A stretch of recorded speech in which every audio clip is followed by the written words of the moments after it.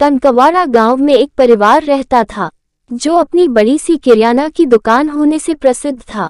परिवार में सेठ हंसराज अपनी पत्नी सुवेदा व 3 बच्चों के साथ रहता था। हंसराज जी का बड़ा बेटा 22 वर्ष का था, इसलिए उसकी शादी की चिंता रमाकांत के साथ साथ मां सुवेदा को भी होने लगी।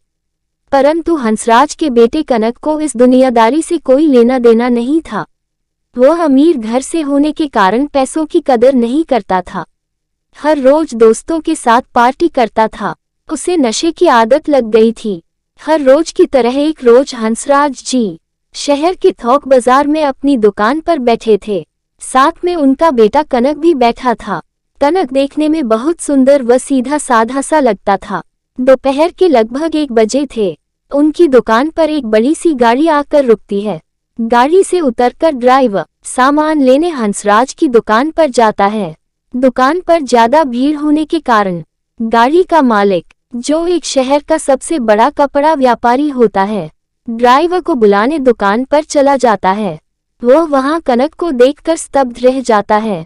वह हंसराज से अपनी बेटी का रिश्ता कनक के साथ करने को कहता है। हंसराज उसे रिश्ते के लिए हाँ कह देते हैं।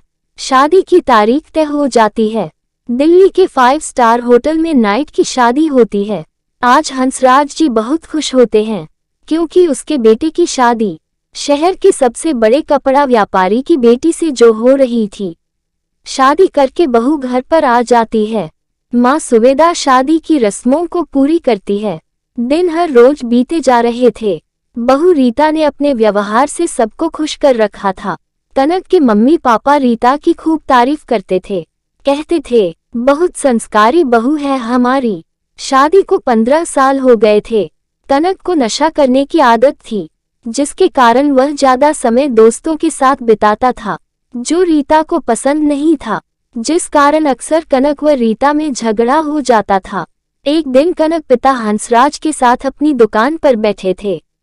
तभी दुकान के सामने एक गाड़ी आकर रुकती है। ड्राइवर गाड़ी का दरवाजा खोलता है। गाड़ी से एक महिला उतरकर दुकान की ओर जाती है। ये देखकर कनक और हंसराज चौंक जाते हैं कि रीता आज अचानक से दुकान पर क्यों आई है। जब तक ये कुछ समझ पाते, रीता कनक की गाल पर एक जोरदार थप्पड़ जती है और गाड़ी में बैठकर वापस घर चली जाती है। कनक अपनी गाल सहलाता रह गया। कनक भी बिना देरी किए अपने पिता के साथ रीता का पीछा करते हुए घर पर आ गया। हंसराज रीता से कहते हैं, बहू यह क्या था, तुमने ग्राहकों से भरी दुकान में कनक को थप्पड़ क्यों मारा।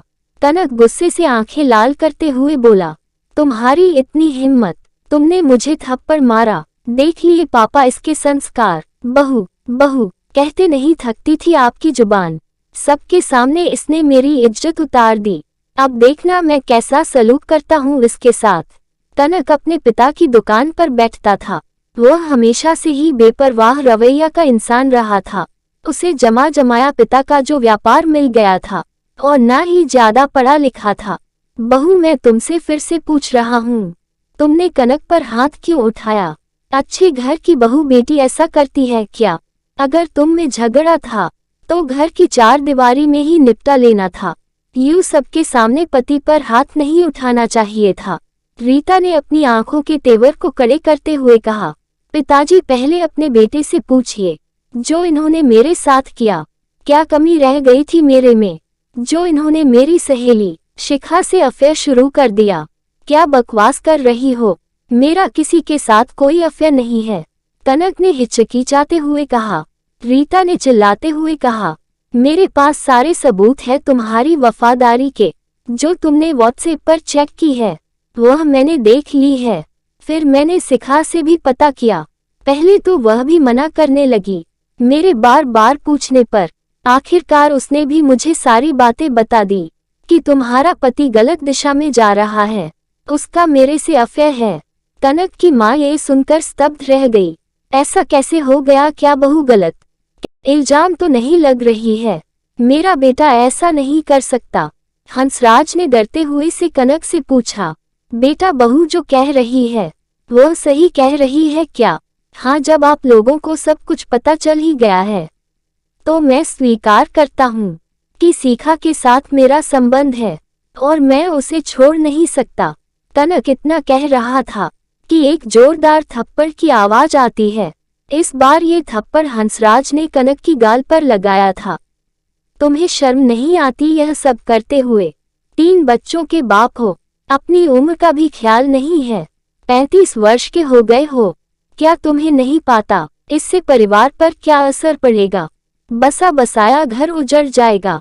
हंसराज ने सर पर हाथ रखते हुए कहा, तुम्हें जरा भी लाज नहीं आती अपनी पत्नी को धोखा देते हुए? 15 वर्षों में इसने तुम्हारे और परिवार के लिए क्या नहीं किया? आखिर बहू की नजरों में तुम्हारा और हमारा क्या महत्व रह जाएगा? क्या सोचेंगे ये तुम्हारे तीनों बच्चे कि पिता ने कितना अच्छा काम किया? क्या बीतेगी उस परिवार पर जिस घर की बेटी तुम्हारी बहू है? सोचेंगे कि कितना संस्कारी दामाद मिला है। आखिर कैसे स्वीकार करेगी तुम्हारी बहू इस गुनाह को, जिनकी नजरों में हम भी गुनहगार बन गए हैं? इससे तो अच्छा होता कि हमने तुम्हें जन्म ही नहीं दिया होता। आखिर इस कलंक से तो बच गए होते। कनक अपनी माँ से कहता है, जैसा चल रहा है वैसा चलने दीजिए, नहीं तो मैं रीता से तलाक लेकर शिखा से शादी कर लूंगा। यही मेरा फैसला है। 2 लोगों की शादी में परिवार का बहुत बड़ा रोल होता है। रिश्ते में आने वाली समस्या को उनकी मदद से आसानी से सुलझाया जा सकता है। यही काम हंसराज और सुवेदा ने किया। एक तरफ वह बहू को संभाल रहे थे तो दूसरी तरफ अपने बेटे कनक को समझ रहे थे। तुम मेरा भी फैसला सुन लो। ये घर मेरी अपनी कमाई से बना है और दुकान भी मुझे विरासत में नहीं मिली है। ये भी मेरी अपनी खून पसीने की कमाई से बना है। इस पर भी मेरा कानूनी रूप से अधिकार है। आज भी तुमसे ज्यादा मेहनत करता हूँ अपनी दुकान पर, परंतु मैंने कभी भरोसा नहीं किया। बहू में तुमसे ज्यादा काबिलियत है, पर तुमने उसे कभी आगे बढ़ने नहीं दिया। शुरुआत में जब बहू दुकान पर आती थी तो तुम्हें अच्छा नहीं लगता था। उसके काम को तुम पसंद नहीं करते थे, तर्क वितर्क करते रहते थे, उससे झगड़ते रहते थे। याद रखना, अगर तुमने दूसरी शादी का अपने मन में विचार किया तो तुम्हें इस घर से बाहर निकाल दिया जाएगा। तुम जहां चाहो वहां चले जाना, परंतु बहू और बच्चे इसी घर में रहेंगे। यही मेरा फैसला है।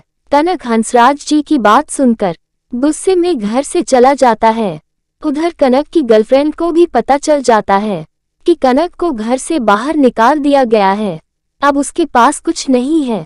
कनक शिखा के पास जाता है और उससे शादी करने को कहता है। शिखा उससे ये कहकर शादी करने से मना कर देती है कि तुम्हारे पास धन दौलत जायदाद कुछ नहीं है, फिर मैं तुमसे शादी करके अपने जीवन को बर्बाद क्यों करूं? मेरी उम्र अभी 28 साल है और तुम्हारी 35 साल, मैं तुमसे शादी क्यों करूं? कनक को अब अपनी गलती का एहसास होने लगा। वह दोबारा घर जाता है और अपनी पत्नी से माफी मांगता है कि मैं कभी आगे से ऐसा नहीं करूंगा।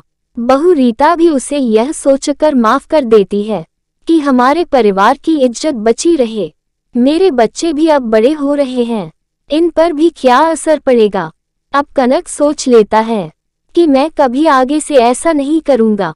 दोस्तों, यदि परिवार में अपने से बड़े बुजुर्ग, माता पिता, भाई बहन रहते हैं तो हमें उनका सम्मान करते हुए उनकी बातों को मानना चाहिए, जिससे परिवार में सुख शांति बनी रहे। धन्यवाद।